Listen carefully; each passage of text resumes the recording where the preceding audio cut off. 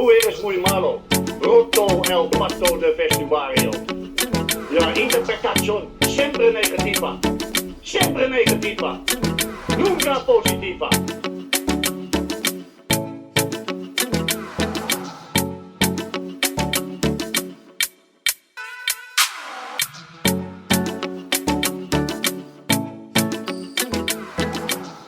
Liga. Barcelona start the week on a positive note after a favour exchange between the city's two clubs. Espanyol beating Real Madrid to allow Barca to cut the gap on the leaders to 4 points, with Atletico Madrid still sandwiched in the middle. And Barca beating Alaves to allow Espanyol to move out of the relegation zone. For one weekend only then, Barca and Espanyol, brothers in arms. This is Siempre Positivo. Welcome, I'm Sam Marsden. They are Rik Sharma and Tony Marti. Rik, how are you? Yeah, good.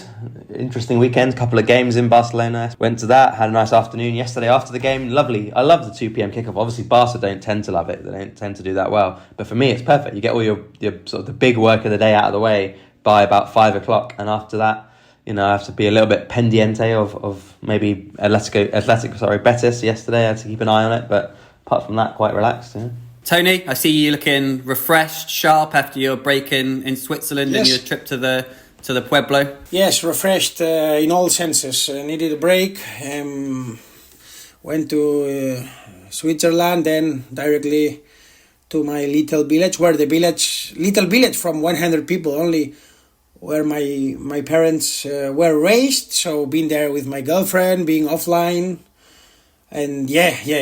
I needed it, and I'm back here. So yes, it was Vitamina weekend for me. Yeah, sometimes you need it, don't you?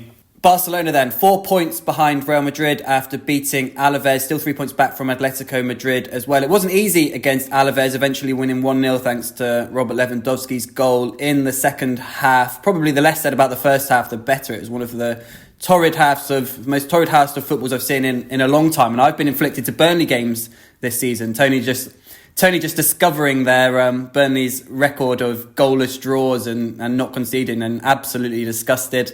So you can imagine how disgusting that Barca first half was on that basis for a variety of reasons, really. In part because it was stop-start because of a couple of early injuries, including a clash of heads between Gavi and Thomas Konechny, which saw both players taken off. Then just because of Alaves sort of deliberately playing sort of stop-start, time-wasting tactics. Barca also not helping themselves. They fell into the trap. They became frustrated. They tried to rush things. And yeah, the less said about the first half, the better. The second half was an improvement from Barca. Flick acting at the break, bringing on Frenkie de Jong and Eric Garcia for Ronald Araujo and Marc Casado, just to change the profile of players in those roles. And it helped Barca. They were better in the second half. They eventually got the goal through Robert Lewandowski, and I would say they were worthy winners. And for me, it was, you can have complaints about the first half performance, but it felt like a significant win if Barca were to go on to do anything in La Liga this season after, similar games in certain ways, not completely similar against, Leganes, Las Palmas in the past, after slipping up when perhaps Real Madrid or Atletico slipped up in the past. It felt significant for them to win the game by any means possible, and they did that. They've now won. They're now unbeaten still in 2025. They've won 7. They've drawn 2. And yeah, I think for me, as much as some of those games where they've hammered teams like Valencia or even Real Madrid, this felt like as significant in some levels that they at least got the job done and got over the line. Rik, you said you enjoyed the 2 o'clock kickoff at Montjuic. It was a sunny-ish day. What did you make of the game? Well, I should clarify what I said and what I meant. I didn't enjoy this game very much. I thought it was quite a bad game, especially the first half. Obviously, second half was a little bit better. Barca, I got the sense pretty early in the second half that Barca had come out with a different attitude and a different pace to their play. I mean, obviously that helps with Frenkie and Eric coming on to help circulate the ball a bit quicker, and I think they looked like they were going to get the win. I thought after they scored, they probably would get more goals. They came close, but no cigar. But yeah, it was a pretty ugly first half. In part because of Barca's performance, but also I have to say Alaves went absolutely full Getafe, and maybe I can't blame them for that because obviously it worked. Getafe got a draw against Barca, so maybe that is what the team should do. And they've had 2 examples with Valencia doing the complete other end of the scale and getting absolutely pummeled. So obviously Alaves made a good decision for them, but it was a very ugly first half. Lots of time wasting, lots of niggly fouls, and I mean, I said to you, like, it's not just Alaves' fault, but it felt like they were getting caught offside by Barca, but then like really enjoying playing on for like 20, 30 seconds when the linesman wasn't raising his flag. So it felt like a really effective way to waste time, having loads of offsides where the play doesn't stop. Like you end up wasting way more time doing that than by just not taking a goal kick early enough. You know, after a goal, if you don't take a goal kick by about 15 seconds, you get in trouble. Whereas you can just play on for like 30 seconds, 4 or 5 times in the half, and that's like 2 or 3 minutes eaten up of the game. So yeah, it was an ugly first half. Second half was better from Barca. They did deserve to win. I mean, look at Madrid's game, for the Madrid Espanyol game that went to, as a complete example of what happens if you don't put on a second half performance like Barca did. First half was almost exactly the same, Madrid Espanyol and Barca Alaves. Second half, Madrid stayed the same and lost, and Barca changed and won. Yeah. Tony, what did you make of the Barca performance? For me, it's clear. It was a perfect game of Barca. When you want to be champion, you have to play like this. I always say the same. It's not about how many goals you score. It's about how many goals you concede. How many clear chances Alaves had? I would say not offside. There was 0 chances, no? Maximum one shot that Chesney saved, and then it was corner. But I would say it was also ruled out for offside, no? That shot, I think. That's one of the things you never know when you're at the game. Sometimes things are ruled out or would have been ruled out, but play goes on because the save's made and Barca counter or whatever. So you never actually know. Anyway, for me it was the perfect game. The perfect game, because when you play these kind of games, as I always say, it's 90% not making a mistake and not accepting the other team to score the first one, as it happened with Las Palmas or Leganés. It's 95% about this. If you do not make mistakes, if you stay organized and you keep working with patience, keep working, and you bring the opponent until their limits, that's professional football. Their limits, it's not on the 55th minute or in the 65th minute. No. The difference in elite are not that easy. The difference in elite are a bad team concedes in the 70 minutes, a middle team in the 87, and a weak team in the 91, because details is what makes the difference. So Barca did exactly what they needed to do to be a reliable team.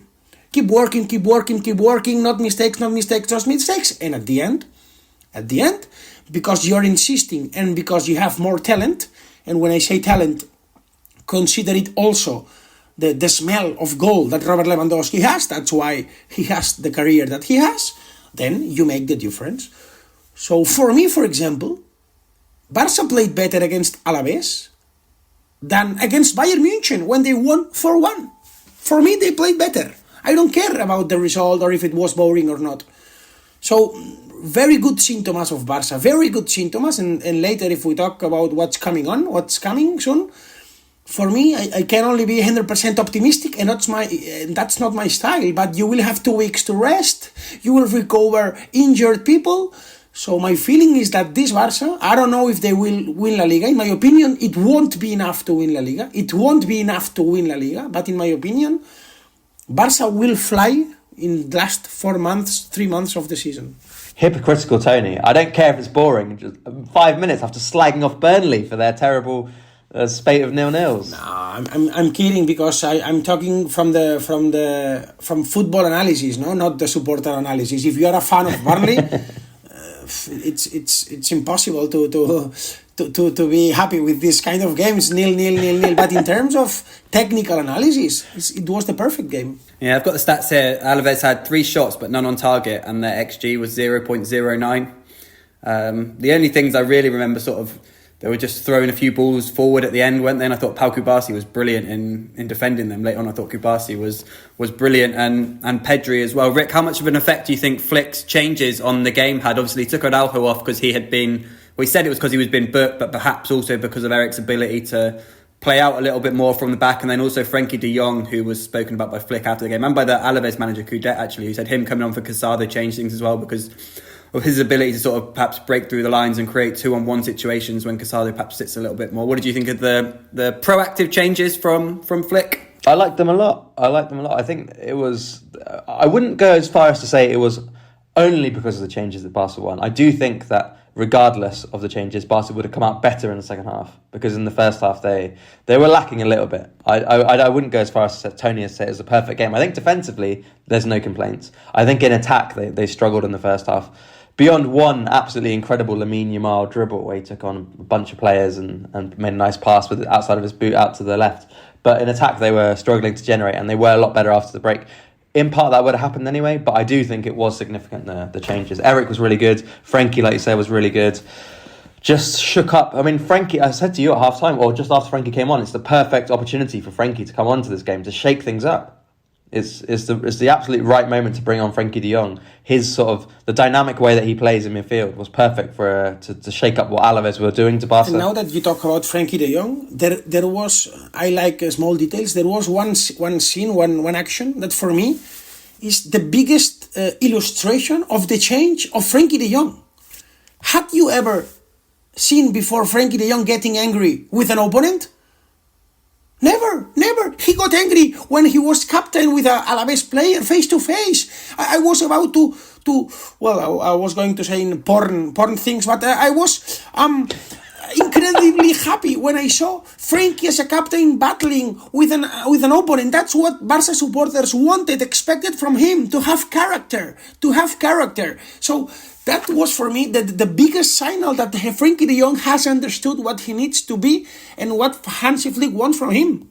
So it was perfect from Frankie. Life for Frankie at Barca yet, Rik? Yeah, maybe. I think he's certainly in the last couple of games, last few weeks, he's looking a little bit better. He's looking a bit more useful for Flick. And I don't know if he's going to become like an absolute nailed-on starting player, but I wouldn't rule it out either, which is for me is progress, because 2 months ago I would have imagined that it was over for Frankie. Yeah, and just to go back to some of the highlights in this game actually weren't the goal. They were, some of you mentioned it, that Lamine Yamal dribble I think it was in the 3rd minute when he beat, I don't know, I'd say about 6 players, some players twice. It's difficult to sometimes say how many players you actually directly beat, because they're kind of sort of like running alongside you, but it's incredible, carrying the ball from his own half into the Alaves half and then feeding Rafinha. Germain Bonner, Tony's colleague at Diario Sport, compared it to Lionel Messi and Diego Maradona in his question to Hansi Flick after the game. Flick called Lamine Yamal a genius. These are stats from Opta Jose, or just Opta, I guess. Lamine Yamal attempting 21 dribbles, the most they have on record for a Barca player in La Liga since at least 05-06. Lionel Messi's highest was 20 in 2007, completing 11 of them. But just on that one moment, that run, because I had a friend watching the game, shout out to Glenn Squires, and he said that what he noticed was just how much the fans absolutely loved that Lamine Yamal run specifically, but maybe a couple of others, and also the Rafinha sort of turn. He said there's almost more fervour among the sort of fans for those moments, the Rafinha little turn on the halfway line as well, and the Lamine Yamal dribble, than there was for the goal. And he said that's a big difference between like going to games in Spain and England. He said there's more sort of clamour for that, certainly at Barca games. I don't know if it goes for La Liga. Do you think that's the case, Rik? I don't know if it's exactly the case. I think obviously when a goal goes in, it probably is a bit louder in the stadium. Yeah, but proportionally, it makes sense. I understand what you're saying, and I think the reason is Barca expect to score goals. You don't these little moments. You don't expect. You don't know when they're going to come. They're surprising. I think that's the difference. Like, it gets people out of their seats, doesn't it? Yeah. Tony, what did you make of that run from Lamine Yamal yesterday? Was that his best yet?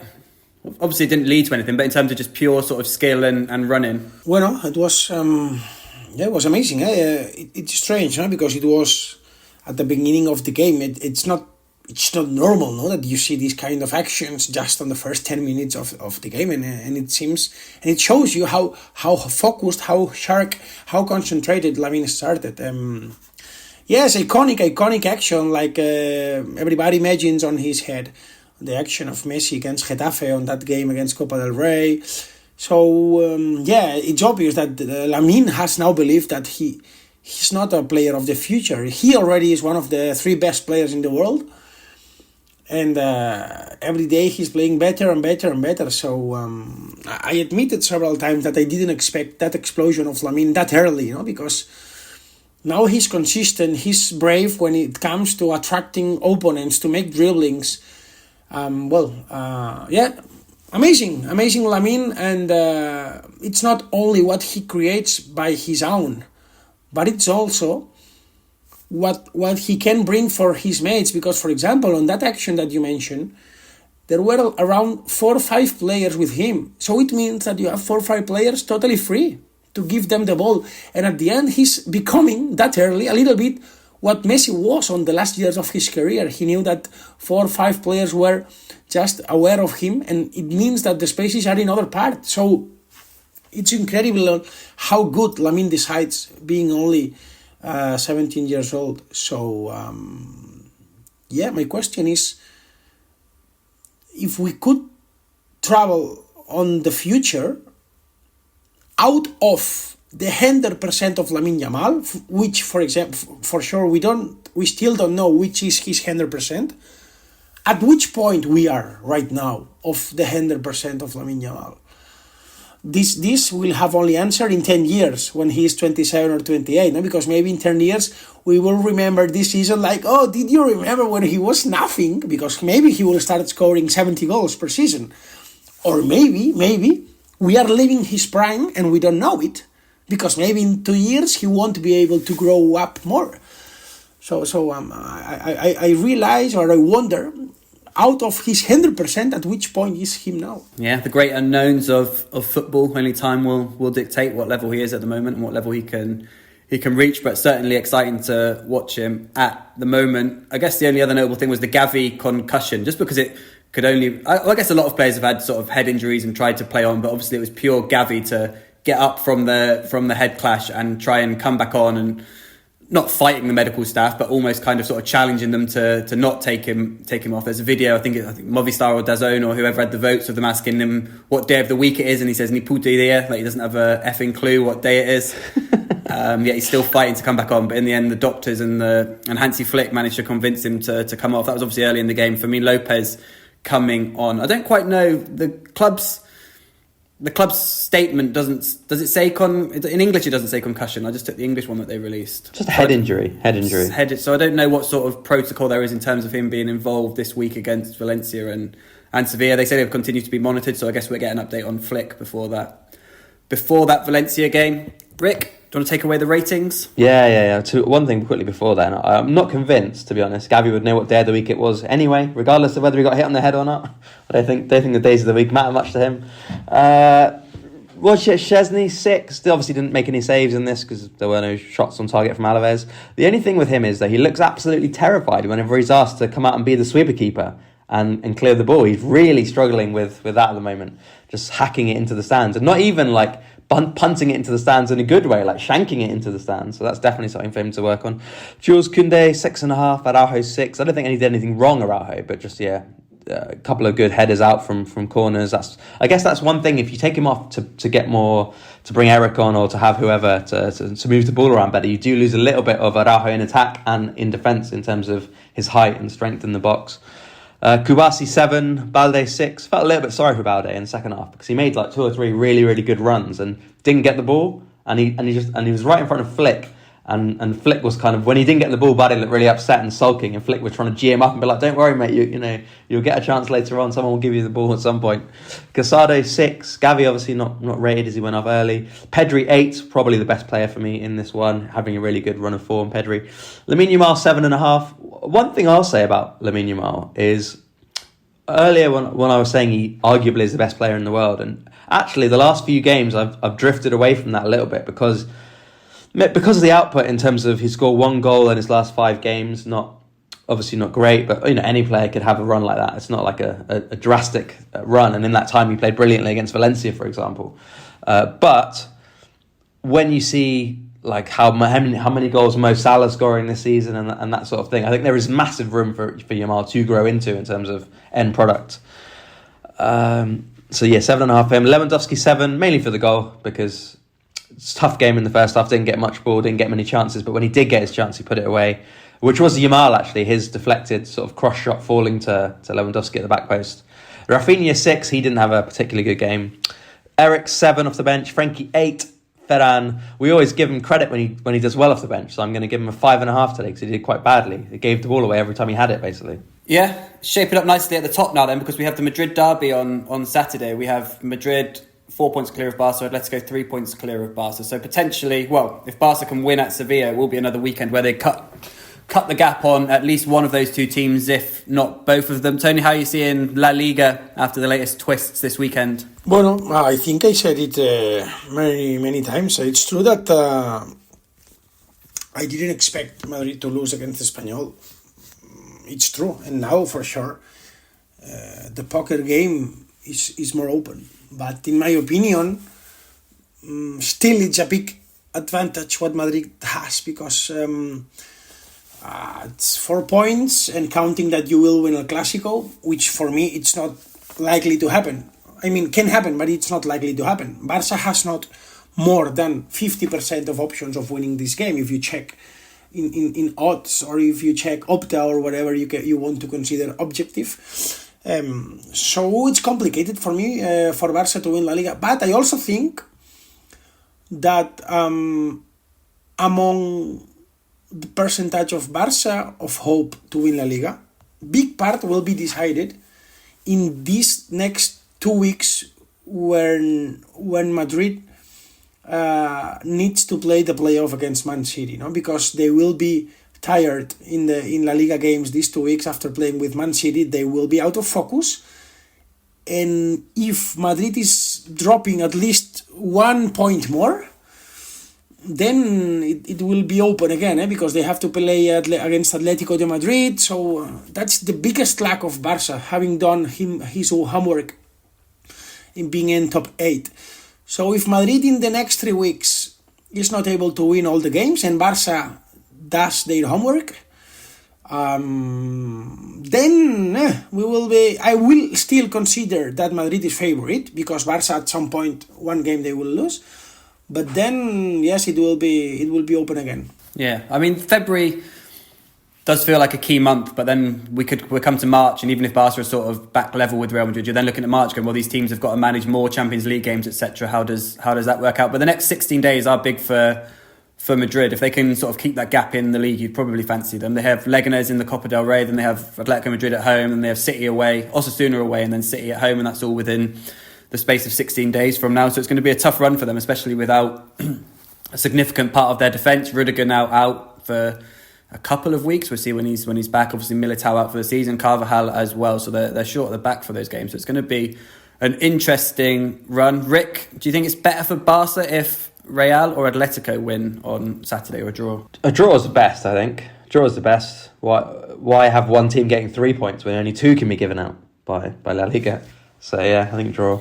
Yeah, and today is, of course, deadline day. Marcus Rashford off the table. He signed for Aston Villa. Barca obviously with very little room to manoeuvre financially. Tony, looks like being, for a change, a quiet one at Barca's offices. Yeah, I don't expect nothing to happen. Maximum, if you want, they can let a 5% options, if you want, in this last day, of Pau Victor going on loan if a good proposal arrives, even if the club prefers him to stay and he's not desperate to leave. So maximum, I will say 5% options of Pau Victor to go on loan, but for me it's totally unlikely still. And yeah, it's a pity, Rashford. It's a pity, to be honest, for me only personally, because I was lucky to be the one giving the news, or the exclusive news, that Barca was going for him, and it would have been beautiful for me that it would have been completed. But unluckily, it was not like this. He went for Villa after waiting some days. There was no space. Ansu Fati has been saying and repeating that he stays.